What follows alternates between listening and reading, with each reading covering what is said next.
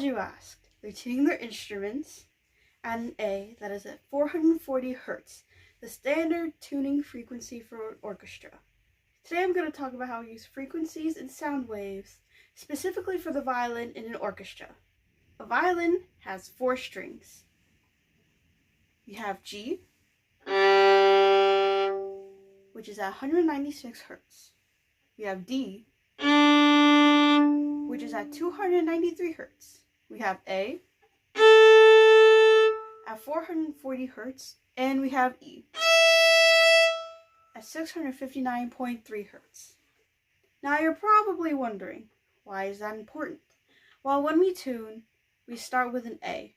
All the instruments have an A string, and 440 allows the sound to be brighter and it doesn't mute it out. When you're tuning, it's a lot easier to hear when you're out of tune with the lower register. Right now, I'm in tune.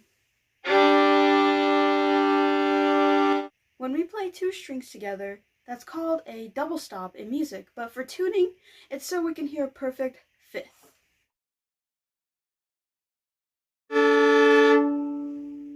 The sounds are clashing when we hear it, because the strings are oscillating because the air molecules are moving in between the strings, and when we glide our bow across, we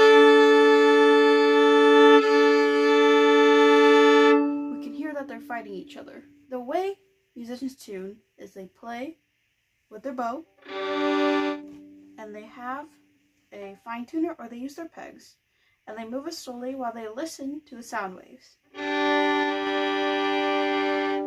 You know how you hear the whoa, whoa, whoa, whoa, whoa, whoa? When it's really fast, that means you're really out of tune. When it slows down, that's when you know you're getting closer in tune. So now you can hear it go whoa, whoa, whoa. It got slower, which means we're getting closer in tune. Now that we're all tuned up, I think it's time we all actually play.